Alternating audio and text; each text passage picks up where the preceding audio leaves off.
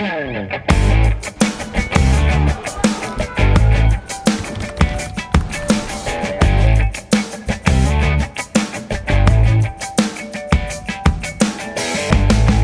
programa de hoje, vamos conversar com o vice-presidente da CUT, Wagner Freitas. Com ele, vamos abordar algumas informações importantes em relação ao Vale Transporte Social e também a gratuidade para os desempregados. E ainda vamos falar sobre a situação de fome e desemprego no Brasil. Seja bem-vindo, Wagner Freitas, ao nosso Espaço Cidadão. Oi, Robson, que prazer, quanta honra participar do Espaço Cidadão. Que bom dividir a tela com você e com os nossos internautas. É uma honra, é um prazer. Vamos aí falar um pouco do Vale Transporte Cidadão, falar um pouco da fome que assola o Brasil, falar um pouco de esperança, né? Perfeito. Wagner, vamos iniciar justamente falando sobre o Vale Transporte Social, né? O que é o Vale Transporte Social? Nós estamos dizendo há muito tempo que transporte é um papel do Estado, principalmente quando você está desempregado. Hoje, com altíssimo nível, valor da gasolina, né, dos transportes, por conta da crise do petróleo, do desgoverno Bolsonaro, as pessoas estão indo a pé trabalhar. Você sabia que as pessoas estão indo a pé trabalhar? Algumas indo a pé até o ônibus que vai levá-la ao trabalho. Outras indo simplesmente a pé ao trabalho. E uma grande maioria não indo a lugar nenhum porque não tem para onde ir. Muitas pessoas, inclusive, às vezes, por não ter o próprio Vale Transporte, deixam de ir tentar procurar emprego porque a situação é tão difícil, né, que nem como se deslocar aquela pessoa não tem, né, para arriscar a possibilidade ou não de uma vaga, né? Eles saem do mapa do emprego, ele entra numa linha chamada desalentados.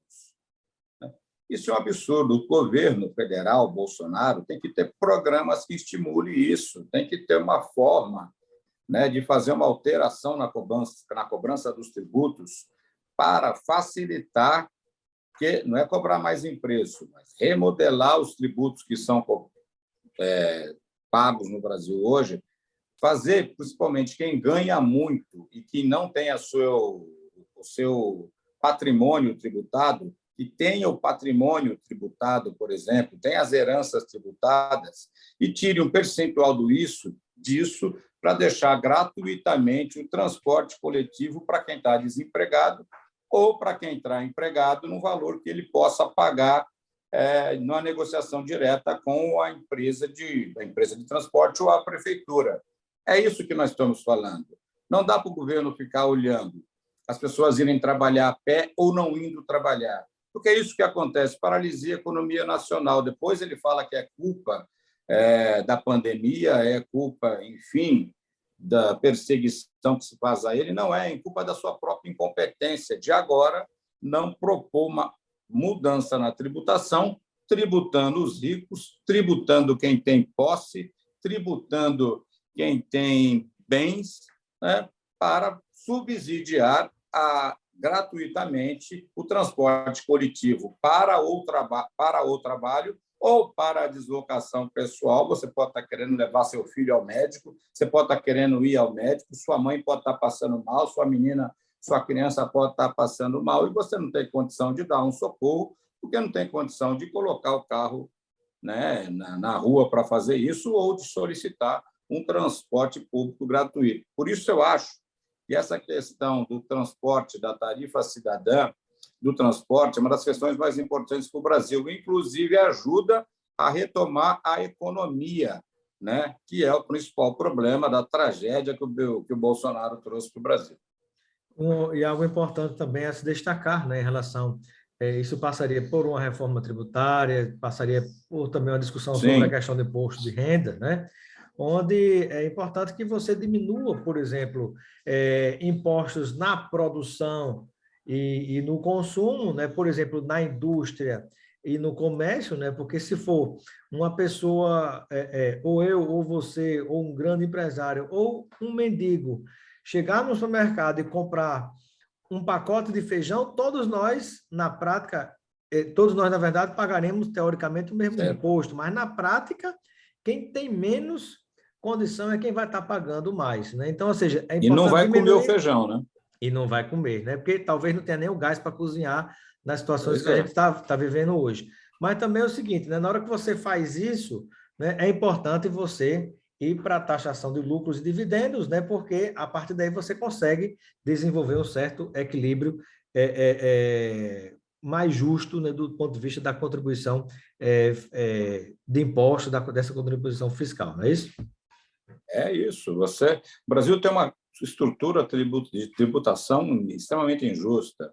No Brasil, pobre paga imposto. Ele paga o imposto quando ele consome quando ele está consumindo as coisas. Paga o imposto no salário dele, né? Enquanto o meia dúzia no país não tem imposto sobre dividendo, não tem imposto sobre lucro, não tem imposto sobre grandes fortunas, não tem imposto sobre bens acima do padrão, né? E nós aqui da CUT sempre dependemos para que uma economia tenha algum nível de igualdade, é necessário que aqueles que têm contribuam para a construção de políticas públicas para aqueles que não têm. Isso é um papel de um governo propor. Porque depois o que acontece? Vira o caos. Vira o caos das pessoas estarem tão desenganadas, tão chateadas, tão desesperançadas, que a violência urbana cresce, a insegurança pública cresce, a quantidade de pessoas em depressão cresce mais ainda. Aí também não tem recurso para ser cuidado nas entidades de saúde, porque também não investe no SUS. O SUS virou agora uma grande estrela, é porque nós, você sabe, passamos a vida inteira defendendo o SUS. Porque se dependesse deles, já tinham vendido, sucateado o SUS e não ia ter SUS na pandemia. E agora, inclusive, está Então, dando essa suporte a mudança uma grande tributária é a nossa fatia. proposta. O SUS agora que está dando suporte a uma grande fatia, inclusive da própria classe média, que na queda, grande queda, aliás, né, de padrão, né, está deixando, inclusive, de ter condição de manter um plano de saúde e correndo para utilizar o próprio SUS. Né? Parte dessas pessoas que muitas vezes chegavam a criticar, né? Aquele que falava que o SUS não funciona, nós dizíamos o seguinte: o SUS funciona apesar do fato do Congresso Nacional não investir nada nele. Se o Congresso investisse, se tivesse governantes, como teve o presidente Lula, por exemplo, com o olhar social, o investimento no SUS seria muito maior, né? E nós teríamos salvado muito mais vidas. Ainda o SUS salvou muita vida, né? Pela estrutura que ele tinha, estrutura que nós aqui da CUT, dos movimentos sociais, batalhamos para ter. Agora nós queremos ter um SUS maior ainda, público, né, a serviço de todos, com investimento do Estado. Da onde vem o dinheiro? Da tributação dos grandes laboratórios, por exemplo, privados, que têm a primazia de vender as vacinas, por exemplo, e que tem que ter na taxação das vendas das vacinas a própria sustentação do sistema. Isso que é ter um governo que legisla para todos e não só para os empresariados. Estamos conversando com Wagner Freitas, vice-presidente nacional da CUT, Central Única dos Trabalhadores.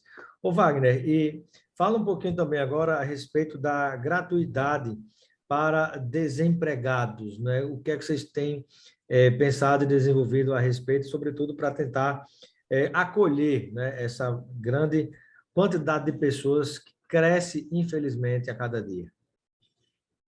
Você não pode permitir que as pessoas fiquem em casa numa situação de não participar da sociedade.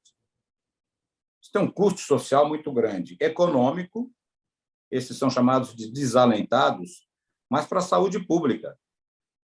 As pessoas vivem uma grande crise emocional, né, de não verem alternativas. A juventude brasileira, eu sou pai de jovens, sei que é difícil olhar para o futuro e não encontrá-lo. E, nesse caso específico do desempregado, que não tem condição de se deslocar, mesmo que ele queira, porque não tem condição de pagar transporte coletivo, é um absurdo. Então, nós achamos que tem que ter um programa federal, né, que, através da reinvenção da tributação, continuo dizendo, para mim, a fonte vem de uma retributação.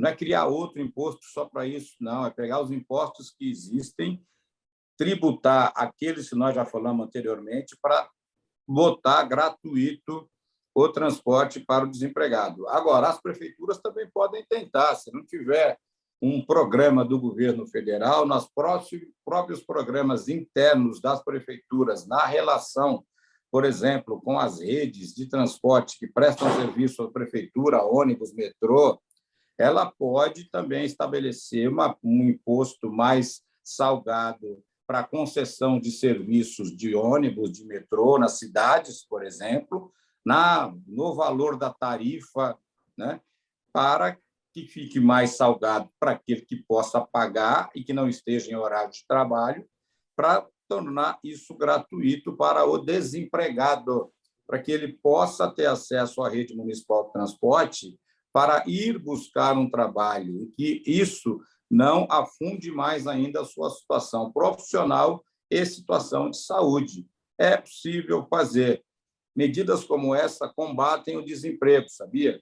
Combatem o desalento. Porque quantas mais políticas públicas que nós vamos criando do Estado, cobrando do empresariado, para alentar aquele que está desalentado, vai forçando o empresariado a entender que quantos mais desalentados estiverem, mais eles vão ter que pagar, os empresariados, pelos desalentados, e menos eles vão produzir, porque não vai ter mão de obra qualificada para ficar trabalhando para eles.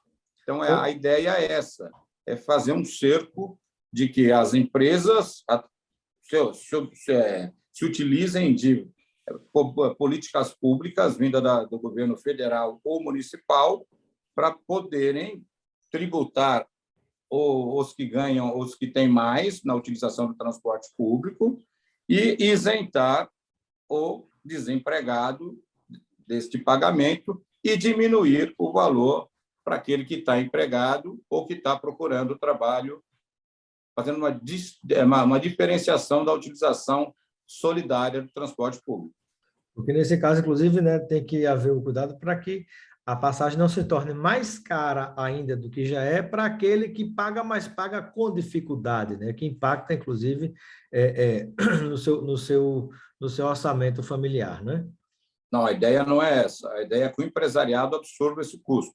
E se ele conseguir discutir esse custo com o Estado, melhor. Através de um subsídio, por exemplo, seria uma saída? Através de subsídio do Ministério do Transporte, através da taxação das propriedades, por exemplo, que tem esses que têm a concessão dos ônibus, dos trens públicos. Eles têm propriedades, pode-se taxar ali.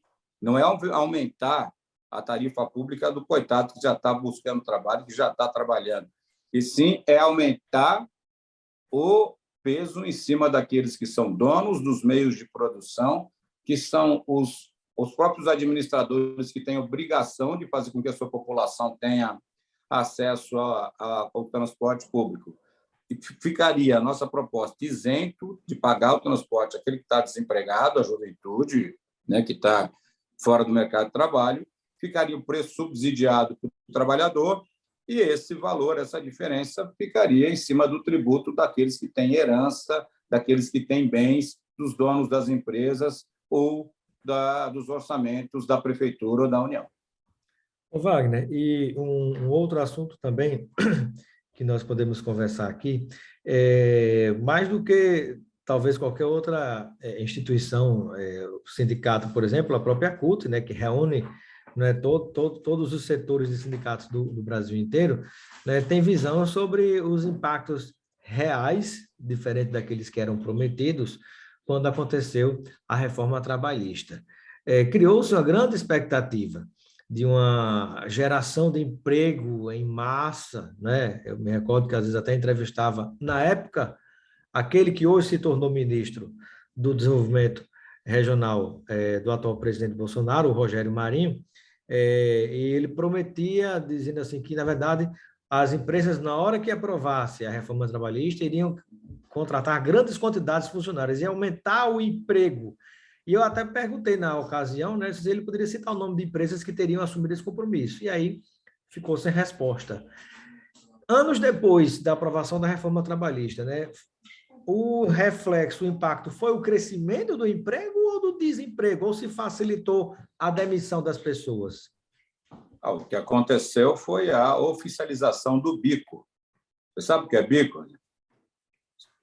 Sim, Bico, sim, as sim. pessoas não têm emprego, o pessoal faz bico, é aquele serviço que você presta sem receber nada por ele. O que o Rogério Marinho fez foi acabar com a cadeia de emprego produtiva no Brasil, que alimentava não só o salário dos trabalhadores, mas também o poder de compra das empresas, o poder de competitividade das empresas, transformou as empresas brasileiras em párias mundiais, com as suas linhas e plantas de produção totalmente paradas, porque não tem mão de obra qualificada para fazer, para trabalhar, e não é competitiva em relação a outras empresas internacionais. Eles mentiram. Maior mentira contada nesses últimos anos, causado pela tragédia da Lava Jato, que causou o Bolsonaro, foi o que aconteceu no Congresso Nacional, dizer que a alteração da relação de trabalho no Brasil ia trazer competitividade para a economia brasileira. Ela paralisou a economia brasileira, sem trabalhadores, para as empresas que ainda produzem, mas não têm trabalhadores com mão de obra especializada para trabalhar. É só você ver, tem alguns setores da economia que ficam desesperadamente procurando trabalhador e não tem trabalhador com mão de obra especializada. Setor de TI, por exemplo, é um deles. E a outra grande maioria das pessoas fazendo bico, que eu não consigo chamar isso de emprego, fazendo bico, trabalhando em faixas de trabalho que exigem menos qualificação, não ganhando nenhum tipo de garantia, não tendo a carteira assinada, não tendo a sua aposentadoria garantida, não tendo os benefícios de alimentação, de saúde, de transporte. Isso não é emprego, isso é a remodelação da escravidão, que existia antes da organização das regras de trabalho no Brasil. E o pior, para eu concluir, para você poder arrematar com a qualidade que você tem, hoje você vê nas discussões de economia, nas grandes televisões brasileiras, os economistas, os mesmos que disseram que nós estávamos modernizando as relações de trabalho do Brasil, fazendo uma autocrítica, dizendo que um grande problema da paralisação da economia brasileira é falta de mão de obra competitiva para poder disputar com o mercado internacional. Mas nós avisamos que era isso que ia acontecer, ia ser a terra arrasada. Agora nós esperamos eleger o Lula. O Lula tem um compromisso diferenciado com isso, já disse da reforma trabalhista logo no final do ano passado. Vamos esperar ter força para reeleger o Lula e aí voltar a ter trabalho decente, emprego justo no Brasil. Isso que você falou é muito importante, porque há um outro aspecto que a gente deve destacar, é que a quantidade de desemprego e desalento, né, desempregados e desalentados, é tão grande que justamente esses tipos de regras que vieram com a aprovação da reforma trabalhista acabam fazendo com que as pessoas, em situação até de desespero, se submetam a esse tipo de coisa. Né? Inclusive, você tem, às vezes, pessoas que nem têm a qualificação suficiente, mas ela aceita, e a pessoa quer contratar pagando menos, e fica isso, no final das contas, como um serviço de baixa qualidade que está sendo prestado, ou os grandes profissionais acabam indo para fora do Brasil, acabam tendo outros destinos, se envolvendo com outro tipo de atividade, porque não compensa, né? Há, inclusive, movimentos em outras partes do mundo onde simplesmente trabalhadores, até que já estão empregados, estão deixando de trabalhar, né? Estão literalmente cruzando os braços, como se fosse, entre aspas, um tipo diferente até de greve coletiva, de movimento não trabalho, antitrabalho, né? Que é outro movimento. As pessoas querendo ir trabalhar na Índia, nos Estados Unidos, na Inglaterra, países onde eles podem vender sua força de trabalho com muito maior reconhecimento. O Brasil abriu mão da sua inteligência. Quando tinha, no governo Lula e Dilma, incentivo à juventude estudar, né? a Brasil Sem Fronteiras, outras formas de subsídio para a juventude universitária, outros caminhos. O Brasil concentrava mais em inteligência. Agora, o que acontece? Com esse boom de tecnologia, fundamentalmente na área de TI, os meninos brasileiros, meia dúzia e meninas, né, que são qualificados, vão vender sua força de trabalho na Nova Zelândia. Consequentemente, o Brasil não tem aqui acesso à informação e ao conhecimento das novas tecnologias. Mas esse não é o maior problema. O maior problema é que a grande massa fica completamente desempregada, porque eles não estão qualificados, né? Não foram formados para concorrer a esses postos de trabalho, e não existem outros postos de trabalho, porque aí o que eles vendem não é posto de trabalho, é bico, aonde a pessoa vai, ganha pelo que faz, sem nenhum tipo de qualificação. Consequentemente, o mercado de trabalho vai deteriorando, consequentemente, o serviço prestado para a população vai diminuindo, e os preços públicos vão aumentando, na mesma corrente que vai diminuindo a capacidade da mão de obra brasileira ser ativa e concorrente, e ela não existe. Então, é uma cadeia que vai se girando, que faz o Brasil ser hoje um país absolutamente sem perspectiva no governo Bolsonaro. Nem econômica, nem social, nem política. Um outro argumento que utilizavam, presidente Wagner, é que na hora que existem muitos direitos trabalhistas, isso encarecia o custo de contratação do trabalhador. Quando se tirasse os direitos trabalhistas, iria se poder pagar mais, né? Como esses casos que às vezes a pessoa, vou para Estados Unidos, não sei para onde, vou sair do Brasil, porque lá se paga muito, e se paga muito porque não tem direito trabalhista. Aí aqui nem se paga muito e nem se tem os direitos que foram prometidos. Estado, né? E não tem Estado, não foi prometido nessa época, né? É um aspecto também desse tipo de situação. E um outro problema que eu gostaria de lhe ouvir sobre isso, né, já próximo de finalizar a nossa entrevista, mas um outro problema que tem chamado a atenção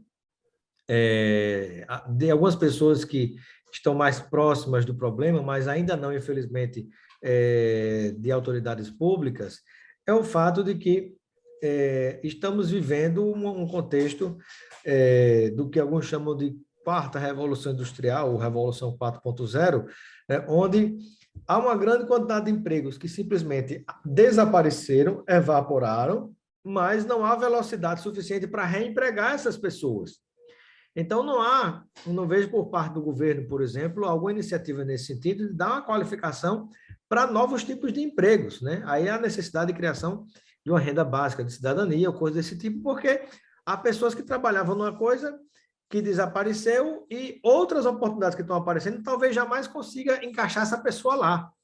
Não só por questão de qualificação, mas também por aptidão. Às vezes um trabalho completamente diferente, né?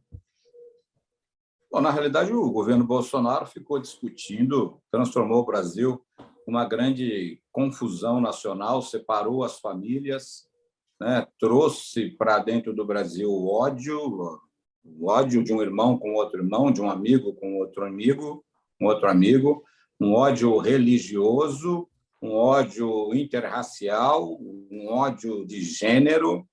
E, na realidade, desde que ele assumiu a presidência da República, a única coisa que ele faz é desunir o povo brasileiro. E passear de moto. Você está tratando? Passear de moto,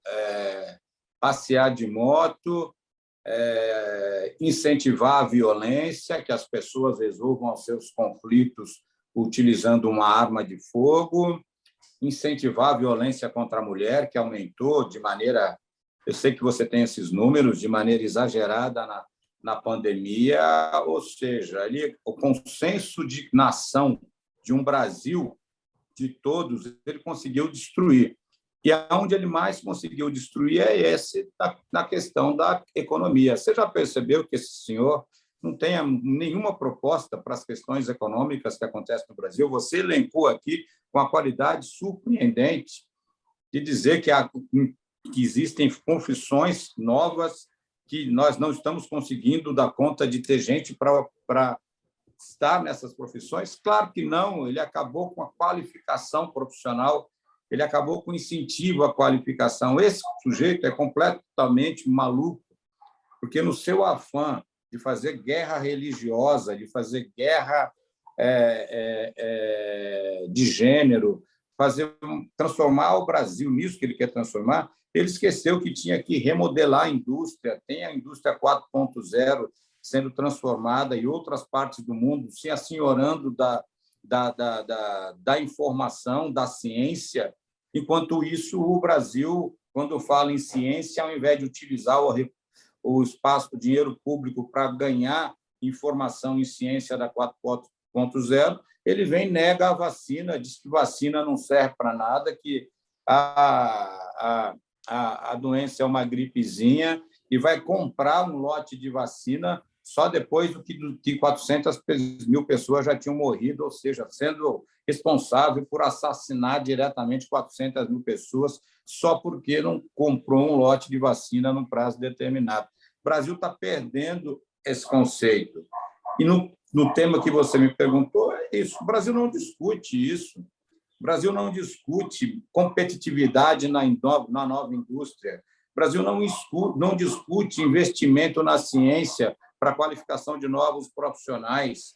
O Brasil discute se vai ter arma, não vai ter arma. O Brasil discute a opção sexual de uma pessoa e de outra. O Brasil discute isso. O governo, em vez de estar voltado para garantir investimento na indústria nacional, para poder concorrer com a indústria internacional na indústria 4.0, o presidente fica pedindo para o ministro da Educação reservar recurso para abrir igreja daqueles que são amigos do presidente e que apoiam ele politicamente. Não tem nada contra abrir igreja, eu acho que tem que abrir igreja, mas não igreja como comitê eleitoral, como foi colocado claramente aí nas imagens pegas do diálogo do ministro da Educação com outro rapaz lá que comprometem o presidente da República. O Brasil é um governo corrupto, né? E ele, acima de tudo, é um governo que rouba a expectativa e a esperança da juventude do povo brasileiro, né? E é por isso que não tem investimento em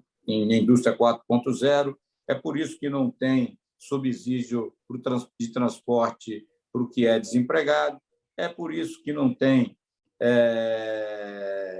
o Brasil produzindo mais e, consequentemente, vendendo mais e, consequentemente, arrecadando mais, a economia girando, como houve na época do presidente Lula. Chegou uma hora de um basta. Eu espero que essa eleição seja o momento da gente colocar as coisas em ordem do Brasil sobre a opinião dos trabalhadores, né?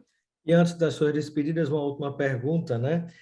O que é que você poderia dizer em contraponto ao argumento das pessoas do governo que agora dizem o seguinte: mas a reforma trabalhista, a reforma da Previdência e o próprio governo de Jair Bolsonaro só não cumpriu com tudo aquilo que estava sendo prometido porque tivemos a infelicidade de enfrentar duas guerras, né? Como estão usando agora como argumento essa guerra na Ucrânia, gerando esse estardalhaço, segundo eles, nos preços, né? Que a culpa não é da guerra, e também a segunda guerra que eles chamam que foi a pandemia. Então, estão colocando agora a culpa de tudo isso na pandemia e na guerra que está acontecendo na Ucrânia. Quando não tem governo, né? Eu acho que a pandemia é um problema mundial para a economia mundial, não há dúvida nenhuma, não tem como se fugir disso. A guerra da Ucrânia também, ela incide diretamente em preços como o gás, como os fertilizantes, e que, óbvio, evidentemente, mexem com a economia de todos aqueles que se utilizam dos insumos. Agora, aqui no Brasil, no governo Bolsonaro, a Petrobras deixou de produzir fertilizantes. Para comprar de fora, pagando mais caro e veneno, inclusive, né? De péssima qualidade. Comprar veneno. Ela deixou de produzir fertilizantes produzidos de maneira sustentável no Mato Grosso do Sul, no Rio Grande do Sul, para comprar veneno russo ou veneno de outro país do mundo, com opção da Petrobras no Brasil.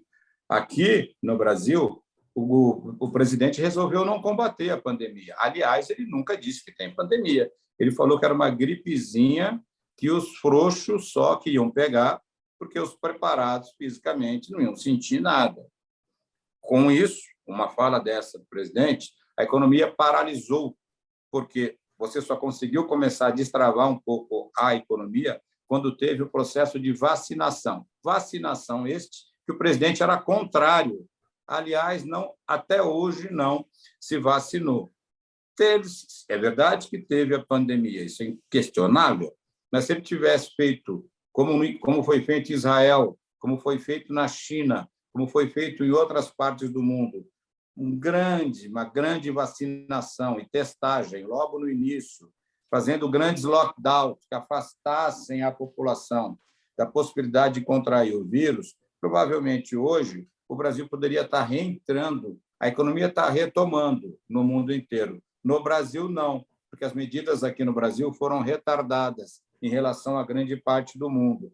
Isso significa incompetência administrativa do Bolsonaro, que é desqualificado para ser presidente da República, além de ter cometido um assassinato de mais de 400 mil pessoas que ele não quis comprar vacina, e além de incentivar a violência e a milícia armada, causando a tragédia no campo e na cidade no Brasil. Eles não vão conseguir nos enganar com isso. Né? O povo está sabendo que a vida está muito difícil e é porque não tem governo. Bolsonaro era oposição e falava um monte de coisa.